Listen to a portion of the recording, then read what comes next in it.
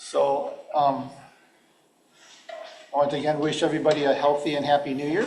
I also want to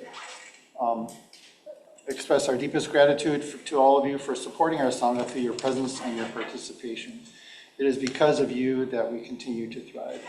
Just to thank also Reverend Chiami for the chanting, Akiko for being the chair, Connie for the guided meditation, and for Brian and Cheryl for their technical support. So in the Chinese zodiac, it is the year of the fire horse. The fire element significantly amplifies the horse's natural traits of energy, independence, and passion, promising a year of heightened dynamism, innovation, and intense activity.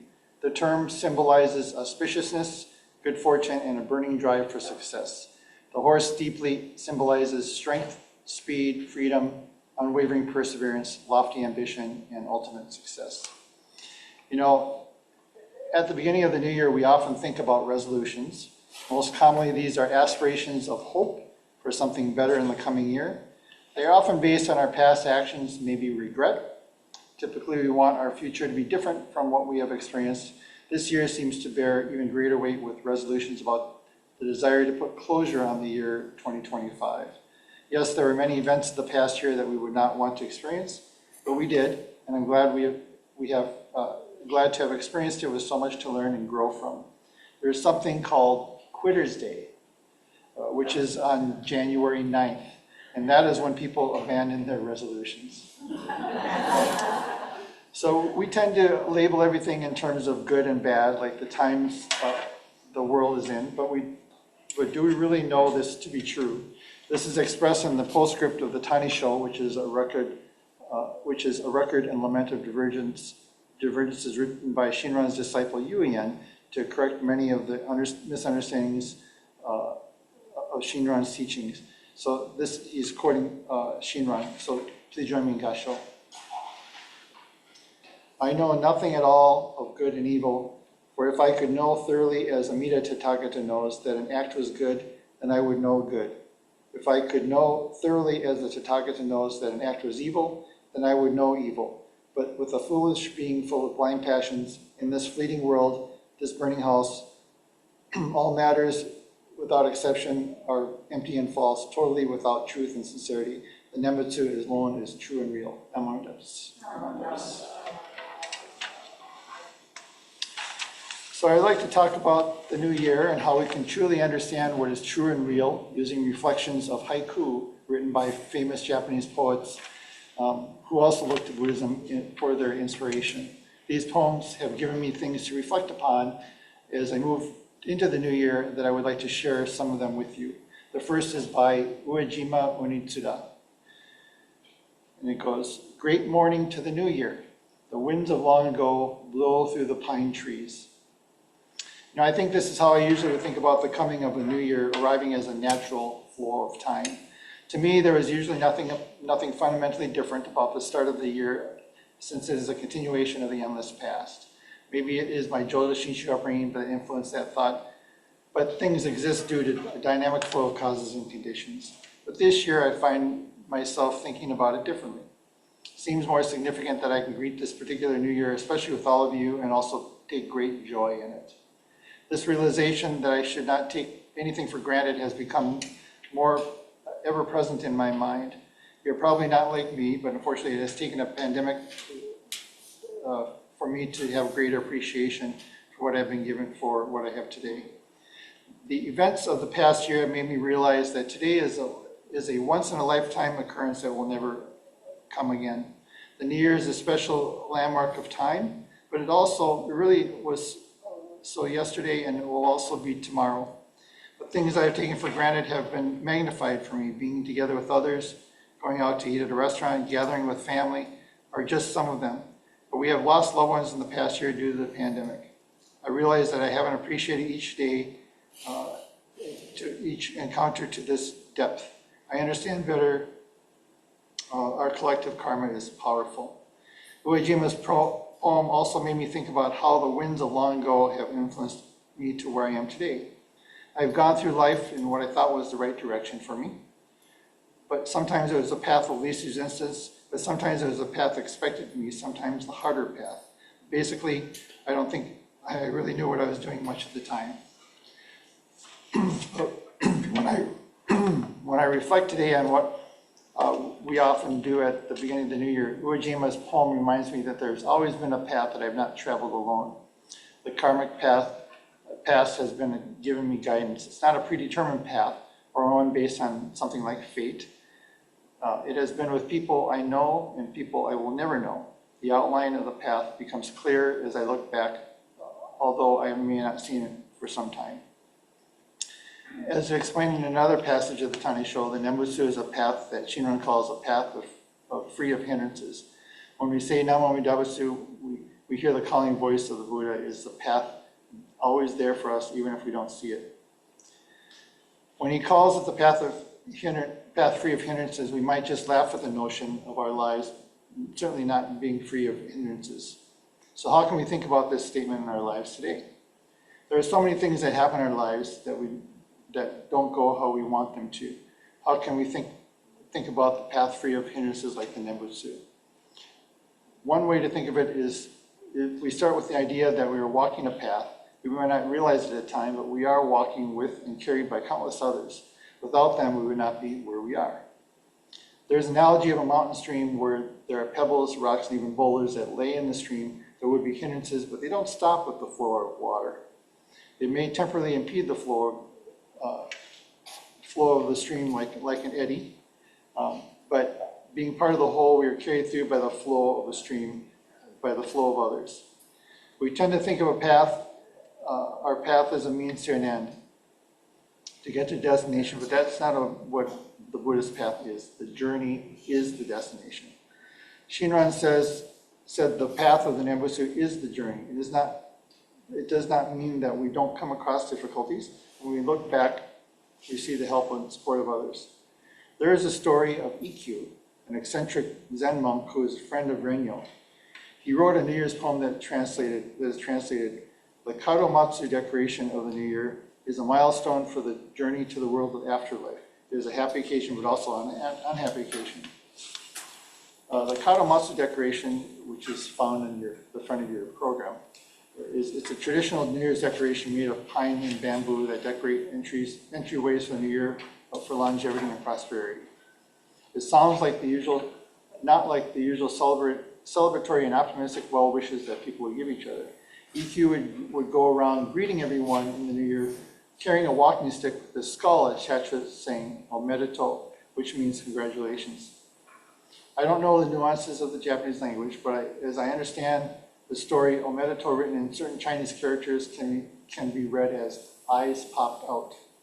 So maybe his use of the skull may make sense in that the skull no longer has eyes, but when we celebrate, our eyes popped out in excitement and joy. When he was asked why such an awkward greeting, Ikkyu replied that we should not forget that getting closer to the world of death every year. Ikkyu did not hesitate to bring out a skull on New Year's Day, as this skull represents the reality of our life. Through the death of others, we touch and face the reality and truth of our life. When we admit the reality of our life and truth, our mind will settle down and have peace. It is reminding us that our true realization is not through our self-improvement, as we often think about this time of year when we make New Year's resolutions, but through self-knowing. In Jodo Shinshu, this is Shinji, the goal of a Jodo Shinshu Buddhist in this life. Shinran explains the true and real Shinshin is as deep mind, which has two aspects: the world, awareness of our finite and limited self, steeped in blind passions, and the awareness of the working of Mita's vow directed at the foolish self. This recognition of our limitations and receiving this cure for are simultaneous as the darkness of the self is made visible by the light of the Dharma. Awakening includes both feelings of sadness and joy, just what Ikkyu is saying in his poem. Here are more New Year's poems by famous haiku poets Kobayashi Issa and Matsuo Basho. Kobayashi Issa was a lay Jodo Shinshu priest. He was known for his haiku style poetry that point out the nuances of human behavior. He uses many references to his observations of nature. Basho was a Zen practitioner and was influenced by Buddhism in his writing.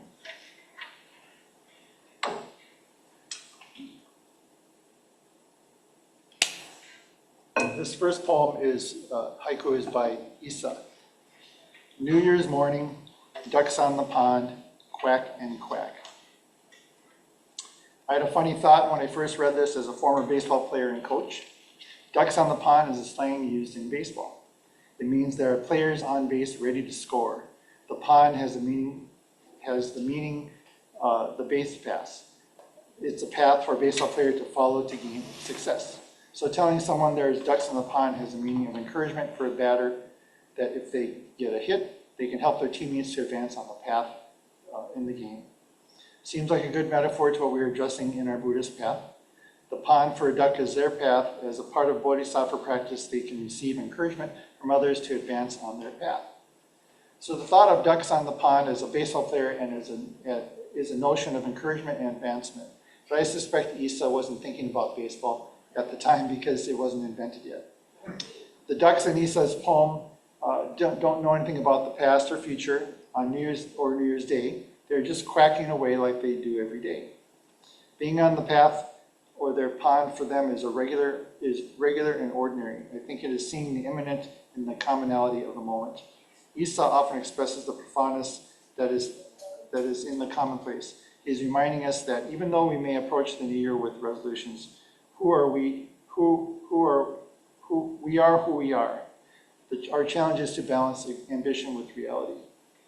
The question of New Year's resolutions is often ones that come up in this time of year. They're often based on regrets of the past or maybe anxiety about the future. We want to turn something we don't like about ourselves into something we desire. So Basho says this well in the following poem. Year after year, on the monkey's face, a monkey is masked. So you've probably heard of the monkey mind as this unsettled or confused mind. It is the mind of our inner critic. It is the part of our mind most attached to our ego. This poem is telling me to be honest with myself as I am putting on a mask to hide my monkey mind. Instead of putting on a mask of a resolution, I think he might be saying I am better served by taking a good long look in the mirror to see what is truth deep within. It's a difficult thing to do, but honestly, it's a difficult thing to admit to myself. Here's another poem by Isa. New Year's Day, everything is in blossom. I feel about average. Many of you have heard of Isa or are thinking, I remember that guy somehow. You are probably most familiar with this poem. The world of do is a world of do, and yet, and yet. And it speaks of the transiency of life. It conjures up so much of us, to each of us, in so few words. Everything is changing except change itself. Many of us feel we are supposed to make the most of every new opportunity, make new strides because it's a new year, feel driven to accomplish things. This can be a heavy weight to bear and can bring feelings of guilt. This thought seems to resonate even more this year. This year, many of us feel that we are not doing enough. But sometimes getting up in the morning and even taking a shower or putting on regular clothes is enough. We need to understand we are enough. We are enough means we are this person in this place at this time. You are enough as you are. With all of our limitations, yet beautiful and broken, showing up for your life every day does not mean you are a final product. The Buddhist understanding of non-self is that we are made of causes and conditions that we're constantly changing. It can be a relief to be assured that we don't always have to be extraordinary. Isa is telling us about average can be okay as well. To summarize these poems is probably an overly generalized manner. I believe they're saying don't get lost in regrets about the past or caught up in the anxieties of the future through our resolutions, but to notice what is happening now. As you can tell, I'm probably not a particularly deep thinker when it comes to poetry and haiku, but when I admit to you that all my first thought was about Isa's poem was sports. But I'm sure there's much more detail in the expert interpretation of their work, and you may have some thoughts of your own. There's a danger of overly dissecting the meaning of poems like these. that can take the power out of them. At this time of year, it is natural to look back and reflect on our lives and what we have done, and to think about what we could do better. We tend to make goals and resolutions that are focused on ourselves, but we want to accomplish and to have hopes and dreams for the future. We are trying to set our path for the next year. These are good and helpful aspirations. It is part of the world we live in. As we learn chanting Sambutsuge, Dharmakara's Bodhisattva also made resolutions, but he did that for the benefit of all of us. Fortunately, as the Bodhisattva, Dharmakara was not like me, who usually fails at resolutions. His perseverance in taking 10 kalpas to fulfill them, which is a really long time, was just for me. Since he fulfilled his 48 vows and he became Amida Buddha, and that tells us that in spite of our limitations, no matter what happens, we are enough. The path of the Nembutsu is free of hindrances. These poems have helped me to think more deeply about my own truth, to pause, to evaluate the direction of my life, and to ask myself whether I am living with the teachings as the Buddha as my guide. We also reflect on the words of Jusei-ge, of Sambutsuge. We know that Amida's infinite wisdom and immeasurable compassion is constantly working on us through the vow.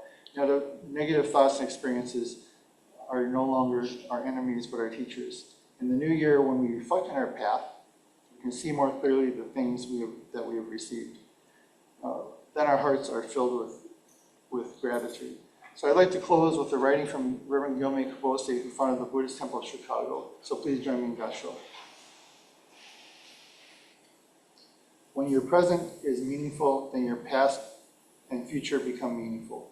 To one who is despondent now, his future is also despondent. To one who is grateful now, his past is also grateful. Namo Amida Butsu. Thank you.